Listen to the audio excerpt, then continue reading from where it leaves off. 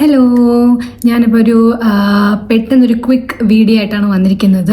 ഇന്നലെ ഞാൻ നയൻതാര കാത് കുത്തുന്ന ഒരു വീഡിയോ ഞാൻ കണ്ടിട്ടുണ്ടായിരുന്നു. അപ്പോൾ തോന്നി ഞാൻ ആക്ച്വലി ഇങ്ങനൊരു വീഡിയോ ഞാൻ ഇടണമെന്ന് ഞാൻ ഒട്ടും വിചാരിച്ചതല്ല. ബട്ട് ഇന്നലെ ആ വീഡിയോ കണ്ടപ്പോഴത്തേക്കും ഞാൻ വിചാരിച്ചു ജസ്റ്റ് ഈ ഒരു വീഡിയോ ചെയ്യാമെന്ന്. അപ്പം ആക്ച്വലി ഇപ്പോൾ ഒരു ട്രെൻഡാണല്ലോ, like first stud, second stud, third stud, fourth stud, അങ്ങനെ കാത് നിറയെ കുത്തുന്നതാണ് ഇപ്പോഴത്തെ ട്രെൻഡ്. ഓബ്വിയസ്ലി എനിക്കും ഭയങ്കര ആഗ്രഹമായിരുന്നു. അങ്ങനെ ഞാനൊരു സെക്കൻഡ് സ്റ്റഡ് കുത്തിയിട്ടുണ്ടായിരുന്നു. ആൻഡ് ഇത് കുത്തി ഒരു കുഴപ്പമൊന്നും ഉണ്ടായിരുന്നില്ല.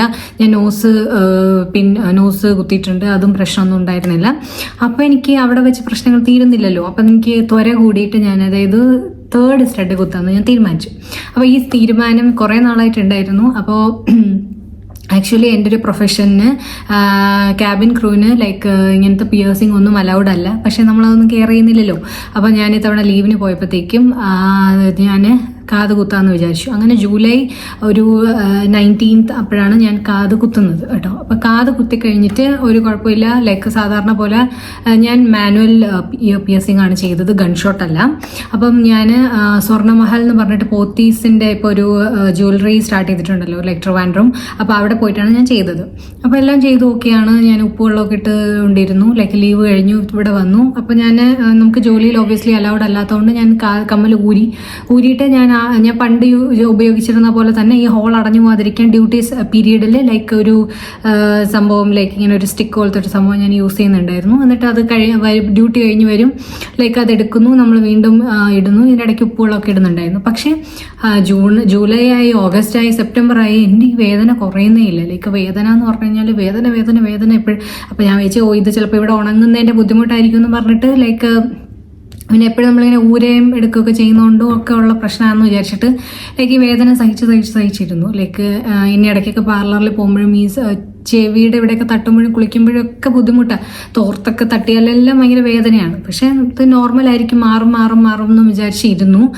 ബട്ട് ഇപ്പം ഈയിടെ ഒരു 3-4 ഡേയ്സിന് മുന്നേ ആയിട്ട് ഞാൻ വിചാരിച്ചു ഈ വേദന കുളിച്ചിട്ട് വന്നപ്പം ഇവിടെ ഈർപ്പമൊക്കെ ആയിട്ടിരിക്കുന്നു. അപ്പം ഞാൻ വിചാരിച്ചു ഒന്ന് ജസ്റ്റ് ഊരിയിട്ട് ലൈക്ക് നന്നായിട്ടൊന്ന് തുടച്ചൊക്കെ ചെയ്യാമെന്ന് വിചാരിച്ചിട്ട്. അപ്പം ഞാൻ ഈ ഇടയ്ക്ക് ഊരുമ്പോഴൊക്കെ എനിക്കിങ്ങനെ പസ് പോലെയൊക്കെ വരുന്നുണ്ടായിരുന്നു, ലൈക്ക് ബ്ലഡ് പോലെയൊക്കെ വരും. അപ്പം ഞാൻ നന്നായിട്ട് തുടച്ച് ഉപ്പുവെള്ളമൊക്കെ തേക്കും. പിന്നെ എൻ്റെ കയ്യിലുണ്ടായിരുന്ന ക്രീമൊക്കെ തേക്കുമായിരുന്നു. അപ്പം അതങ്ങനെ പോയി. അത് കഴിഞ്ഞിട്ട് 3-4 ഡേയ്സിന് മുന്നേ ആണല്ലോ ഞാനിപ്പോൾ വീണ്ടും ഒന്നുകൂടെ ചെയ്തപ്പോഴത്തേക്ക് ഞാൻ പുറകിൽ തൊട്ടപ്പോൾ ഒരു ബമ്പ് പോലെ ഇങ്ങനെ ഇരിക്കുക, ഒരു ഉണ്ണി പോലെ ഇങ്ങനെ ഇരിക്കുക.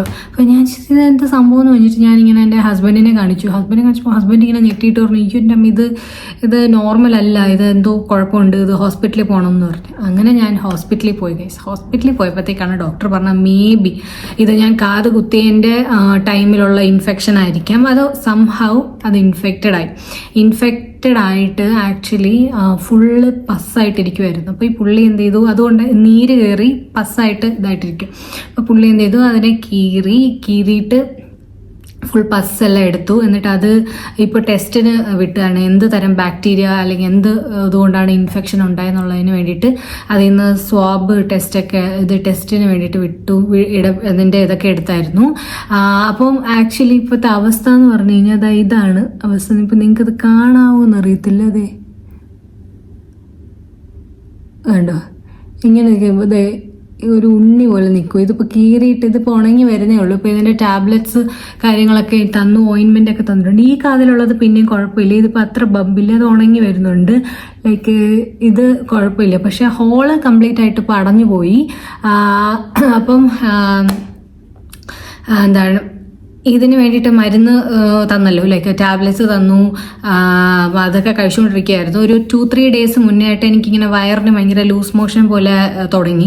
അപ്പം അത് ഞാൻ വിചാരിച്ചു ഈ പ്രോൺസ് വാങ്ങി ഫുഡ് ഉണ്ടാക്കി കഴിച്ചായിരുന്നു. അപ്പോൾ അതിൻ്റെ എന്തെങ്കിലും ഇതായിരിക്കും എന്ന് വിചാരിച്ചിട്ട് മാറും എന്ന് പറഞ്ഞ് എഗെയിൻ ലൈക്ക് 2-3 ഡേയ്സ് ഇങ്ങനെ പോയി. ഇന്നായപ്പോൾ ഒട്ടും പറ്റുന്നില്ല. അങ്ങനെ ഹോസ്പിറ്റലിൽ പോയപ്പോഴാണ് പറഞ്ഞത് ഈ ഇയറിൻ്റെ ഇൻഫെക്ഷന് മാറാൻ വേണ്ടിയിട്ട് തന്ന ഗുളികയുടെ റിയാക്ഷനിലാണ് ഈ ലൂസ് മോഷൻ ഉണ്ടായതെന്ന്.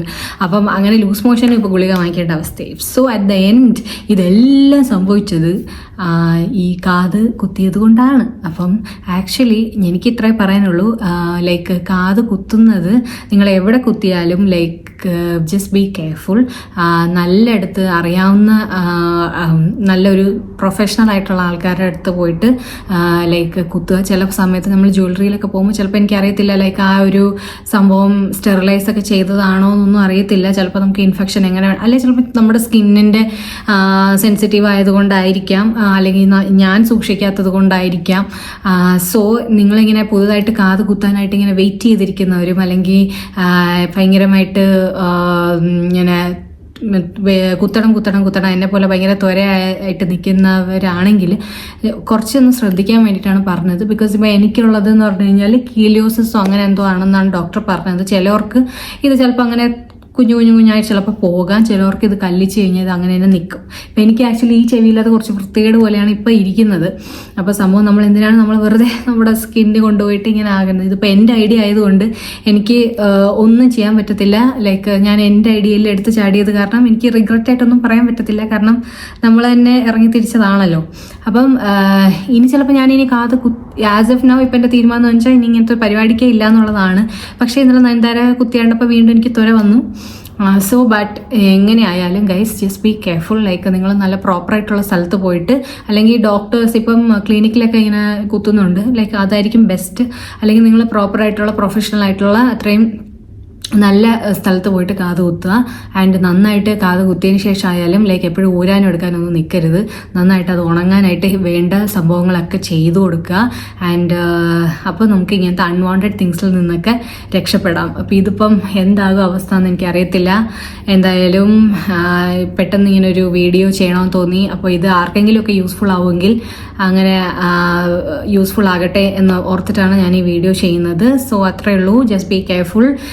പിയേഴ്സിങ് ചെയ്യരുതെന്നൊന്നുമല്ല, ചെയ്യുമ്പോഴത്തേക്കും അത്രയും കെയർഫുള്ളായിട്ട് പ്രോപ്പറായിട്ട് ഉള്ള ഹൈജീൻ ആൻഡ് പ്രോപ്പറായിട്ടുള്ള നല്ലൊരു പ്രൊഫഷണൽ ആയിട്ടുള്ള ആൾക്കാരെ കൊണ്ട് ചെയ്യിപ്പിക്കുക. ആൻഡ് ടേക്ക് കെയർ ചെയ്യുക. അത്രേ ഉള്ളൂ. Thank you. Bye bye.